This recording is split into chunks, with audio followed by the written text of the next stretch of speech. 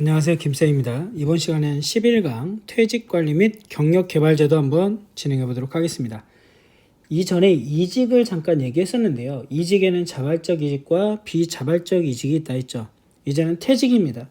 말 그대로 퇴직이라는 거는요, 경영자와 근로자 간의 합의나 근로자의 일방적인 의사표시에 의해서 양자 간의 계약이 완전히 파기되는 거죠. 그래서 고용관계가 단절된 것을 의미한다. 자, 그래서 본인 의사에 따라서 자발적 퇴직과 비자발적 퇴직 얘기하는데, 본인의 의사에 따라서 퇴직하는 경우도 있고요. 법에 의해서 법령에 따라서 퇴직하는 경우도 있죠. 그래서 본인의 의사에 따라서 퇴직하는 경우에는 의원퇴직, 앞에서 봤던 전직이 되겠죠. 그래서 종업원이 타 회사로 전직이나 일신상의 이유로 나가는 걸 우리가 의원퇴직이라 한다. 그럼 명예퇴직이라는 것도 있습니다. 명예퇴직 기억하시나요, 여러분?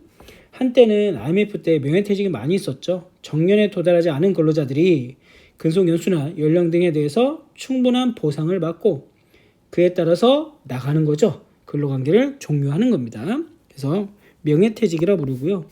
명예퇴직은 시험 문제 가끔 용어로 나오다 보니까 여러분들이 체크해서 기억을 해주시면 좋을 것 같습니다.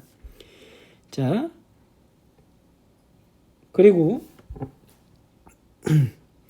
자, 비자발적 퇴직도 나오는데요. 얘 말고도 일시해고, 징계해고, 정년퇴직 앞에서 한번 봤었고요. 그 다음에 법령에 의해서 하는 퇴직도 있죠. 당연퇴직이라는 게 있습니다. 종업원의 사망이라든가 휴직기간의 만료, 그 다음에 정년 연령에 도달했을 때, 그러면 당연히 아니면 계약기간이 만료되면 당연히 나가는 거죠. 당연퇴직이고요. 정년퇴직은 사용자의 연령을 정해서 그 연령에 도달하는 근로자에게 강제적으로 퇴직을 시키는 걸 얘기한다. 자, 이거 말고도 임금 피크제가 있죠, 여러분. 임금 피크제는 그 임금의 어느 정도 우리가 흔히 말하는 정년에 도달하면 일을 더하게 해주겠다라는 겁니다. 그 대신에 뭐해라? 그쵸? 월급을 좀 깎아라 라는 거죠. 그게 임금 피크 제도입니다. 여기는 별표 치고요. 용어의 정의가 좀 나오다 보니까 여러분들이 체크를 하셨다가 나중에 숙제하고 공부하실 때 암기하시는 게 좋습니다. 1급에서는 주관식으로 나오기도 하거든요. 자, 그러면 경력개발관리 쪽으로 바로 넘어와서요. 퇴직은요, 여기서도 중요하지만 실기하고 연계가 많이 되기 때문에 시뮬레이션 하시면서 실기에서 퇴직금 산정이라든가 퇴직 기준 설정 그런 것들이 좀 많이 나오거든요. 그리고 여긴 퇴직금 하면 또 나오는 게 뭡니까? 우리 평균임금이죠. 평균임금 구하는 것 등등등 여러 가지가 가만히 돼 있으니까 시뮬레이션 할 때 좀 더 자세히 설명을 하도록 하겠습니다. 자, 그 다음에 경력개발관리 쪽을 들어가시면 경력이라는 거는 한 개인이 일생을 걸쳐 일과 관련하여 얻게 되는 경험을 뜻하며, 경력개발은 개인의 경력개발 목표를 달성하기 위해 계획을 수립하여 조직의 욕구와 개인의 욕구가 합치될 수 있도록 하는 활동을 우리가 경력개발이라고 부르는 거죠. 그래서 여기도 1급에서는 자주 나오는 내용입니다. 경력 목표, 경력계획, 경력개발. 지금 여기 뒤에는 설명을 내고서 이게 무엇입니까? 라고 묻는 거죠. 자, 경력 목표는 개인이 경력상 도달하고 싶은 미래의 위치, 지위를 뜻합니다. 그게 최종적인 목표가 되겠죠. 그럼 이를 달성하기 위해서 구체적으로 경로를 짜고, 경로는 길이죠. 내가 어떻게 가서 어떻게 진급해서 어떤 식으로 하면은 내가 원하는 목표에 도달할 거야 라는 걸 계획으로 짜고요. 그래서 경력을 개발할 수 있는 활동을 구체적으로 할 수 있도록 하는 거, 지원해 주는 걸 경력 개발이라고 부른다. 참여하는 활동을 얘기한다. 자, 그래서 경력 목표, 경력 계획, 경력 개발이라고 되어 있는 걸 체크 한번 해보시면 됩니다. 시험 문제 아주 가끔 나오더라고요. 자, 그러면 경력 개발의 목적은 무엇이냐? 개인적인 측면과 그죠? 기업적인 측면이 있습니다. 자, 개인적인 측면을 보시면 분명한 경력 개발의 목표 설정이 가능하고요. 예측이 가능해서 우리가 알고 있는 학습 성과를 느낄 수 있도록, 안정감을 느낄 수 있도록 하는 거죠. 그래서 사회 효율성 측면에서는 종업원의 성장 욕구를 충족시키고 안정감을 부여하며 경쟁력을 상승시킨다. 이것도 시험 문제에서 두 개를 섞어서 객관식으로 나오는 편입니다. 기업 입장에서는 뭐가 좋냐? 그죠? 효율적인 인력을 확보할 수 있고요. 기업의 경쟁력을 높여주고 일체감을 제거해준다라는 겁니다. 그래서 시험 문제에 나오니까 여러분들 문제를 읽을 때 종업원 측면에서 보면 이런 식으로 생각되겠구나. 기업 측면에서 이런 식으로 느껴지겠구나. 구분을 지어서 암기해 주시거나 숙지를 하는 게 좋을 것 같습니다. 자, 그 다음에 경력개발의 원칙. 여기도 별표 치겠습니다. 3개. 시험 문제 자주 나옵니다. 앞에서 봤던 거랑 비슷하죠. 적재적소의 원칙, 승진 경로의 원칙, 후계자 양성과 인재 육성의 원칙, 경력 기회 개발의 원칙입니다. 그래서 적재적소의 원칙은 종업원의 능력과 조직 목표 달성에 필요한 직무가 잘 조화되도록 자격 요건과 적성 정보를 충분히 파악하여 적합한 위치에 그 사람을 갖다 집어넣겠다는 얘기죠. 자, 승진 경로 원칙은 기업이 모든 직위를 계층적인 승진 경로를 형성하고 승진 관리가 될 수 있도록 체계적으로 그 위치에 가면 승진이 될 수 있도록 이루어져라 라는 게 승진 경로의 원칙이죠. 자, 후계자 양성, 후진 양성의 원칙은 뭐냐? 원래 인재는요, 여러분들 밖에서 데려와서 키우는 게 그렇게 비용이 많이 듭니다. 그래서 인재를 확보하기 위해 외부 기업에 스카우트하거나 외부 인력을 채용해서 키우는 것보다 내부의 인재를 양성하는 것이 훨씬 더 낫고요. 종업원의 동기부여도 된다는 얘기죠. 자, 그 다음에 경력기회 개발의 원칙은 뭐냐? 종업원이 필요한 경력 경로 설계가 가능하도록 이에 따라서 따라가야 된다라는 겁니다. 그래서 이 4가지 원칙 시험 문제 자주 나옵니다. 앞에서 봤던 여러분들 기억나시죠? 전환 배치 원칙하고 헷갈리면 안 됩니다. 그래서 비교해서 시험 문제가 많이 나오는 편이니까 체크해서 암기를 해주시면 좋을 것 같습니다. 자, 그러면 경력개발의 원칙에 경력개발 제도라는 게 있어요. 어떤 제도가 있느냐? 자기신고제도. 종업원 스스로 자신의 직무 내용, 적성, 승진 희망 등을 신고서에 제출하는 거죠. 그래서 인사부문에 신고하게 하는 거. 즉 자기가 보유하고 있는 자격증, 저 이거 잘해요. 저 이런 부분에 뛰어나요.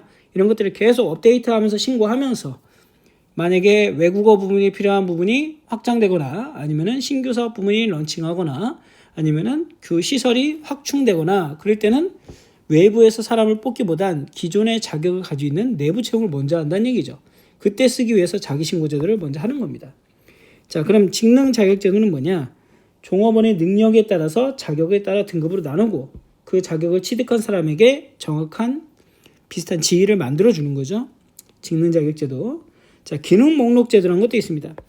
인재 목록 제도인데 자기신고 제도랑 비슷해요.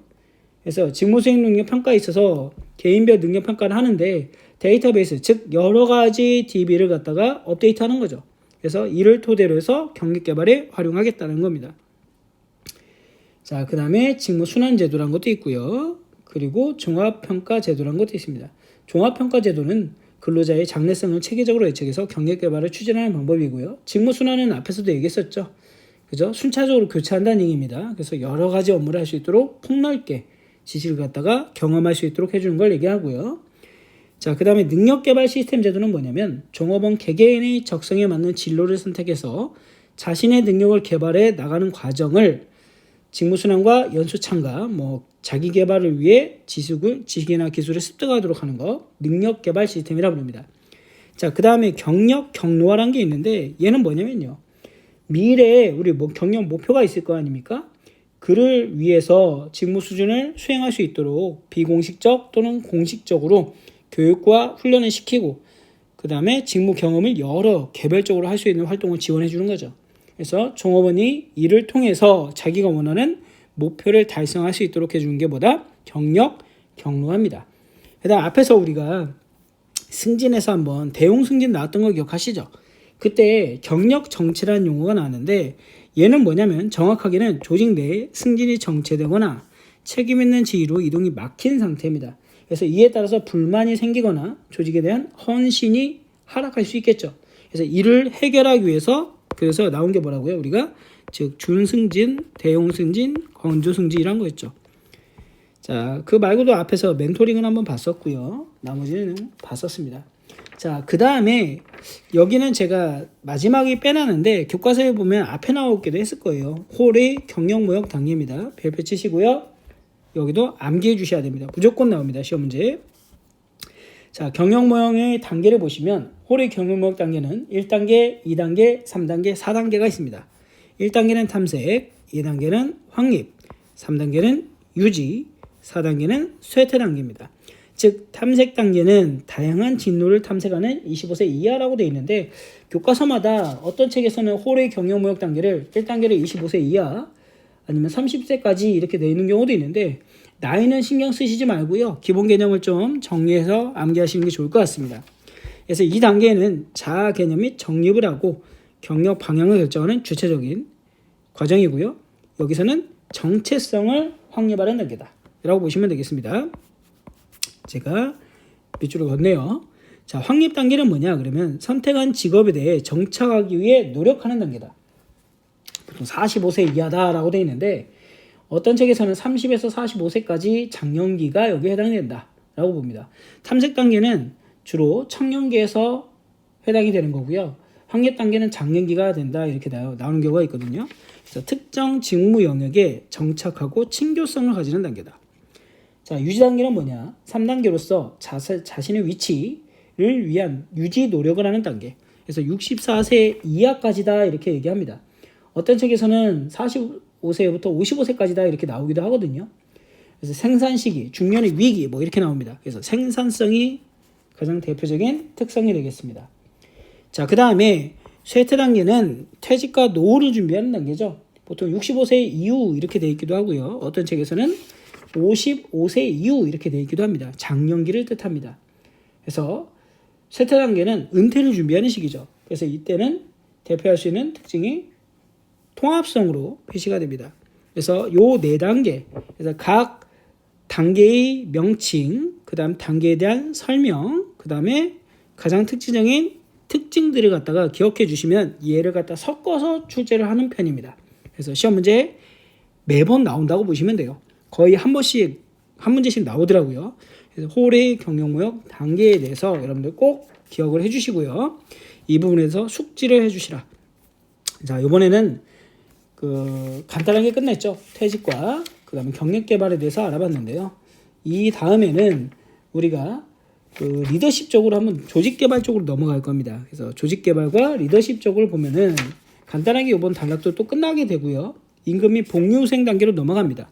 그래서 이 단원이 이 다음 강의에서 정리가 될 것 같아요. 아직도 한 반 정도 온 것 같은데 반 정도 남았습니다. 인사가요.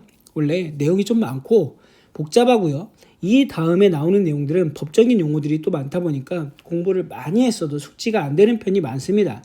그래서 인사는 여러분들 꼼꼼하게 이론 정리를 하시면서 내용을 자주 읽어보시고 그 다음에 정확한 용어를 기억하시는데 중점을 두시면 좋을 것 같습니다. 자, 그러면 여기서 마무리하고요. 저는 다음에 조직개발로 또 강의를 이어가도록 하겠습니다. 수고하셨습니다.